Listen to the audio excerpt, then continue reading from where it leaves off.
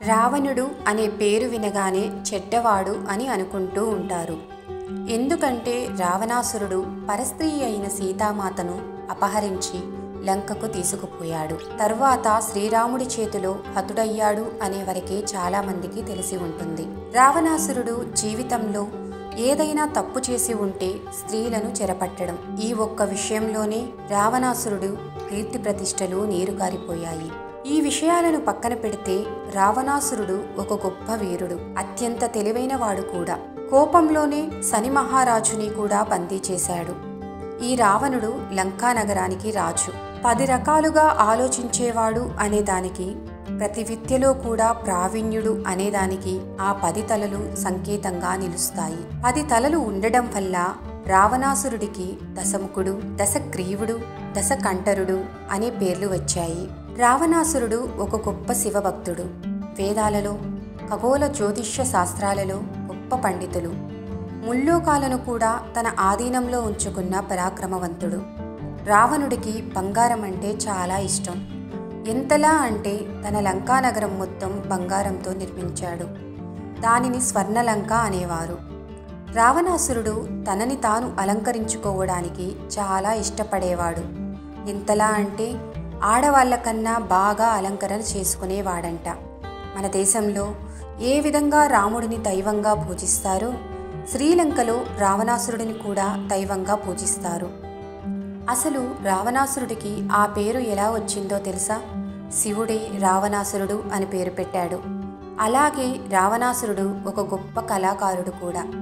రావణుడి శక్తి సామర్థ్యాల గురించి ప్రపంచానికి తెలుసు. కానీ రావణాసురుడు ఒక మంచి మ్యూజిషియన్ కూడా. వీణ వాయించడంలో దిట్ట అనే చెప్పాలి.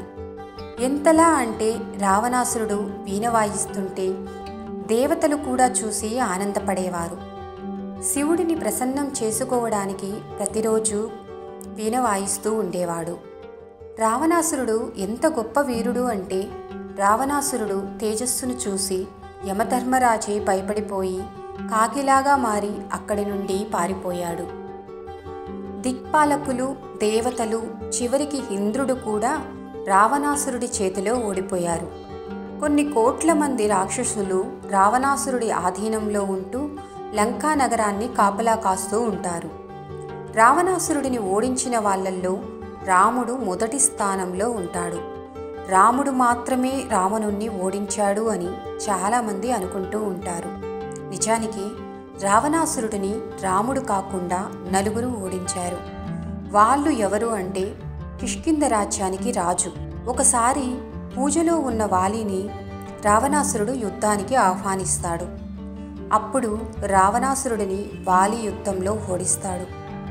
వాలి చేతిలో మహావీరుడు అయిన రావణుడు ఎలా ఓడిపోతాడు అని మీరు అనుకోవచ్చు. నిజానికి వాలితో ఎవరైనా సరే యుద్ధం చేస్తే అతని శక్తిలో సగం శక్తి వాలికి పోతుంది.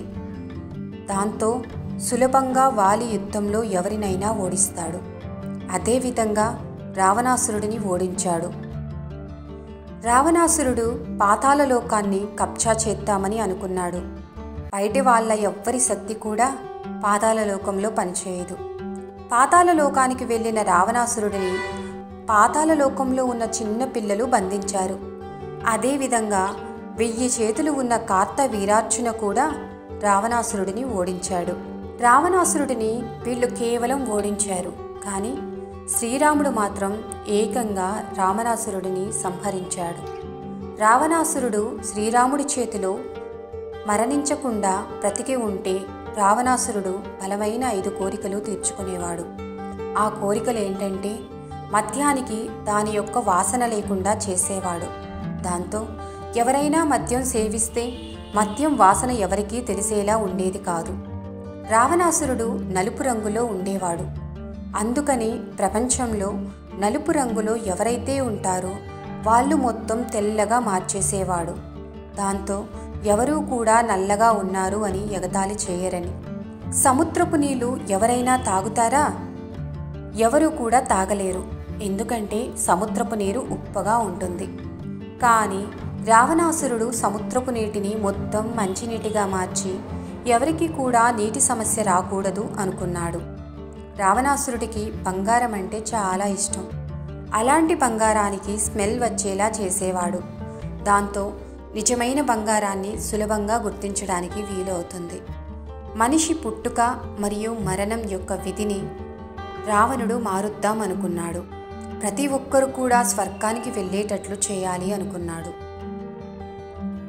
రావణుడి యుద్ధ పరాక్రమాల గురించి చెప్పాలి అంటే రావణాసురుడు మనుషులు, దేవతలు, ఇతర రాక్షసులపై వరుసగా యుద్ధాలు చేసి గెలిచాడు.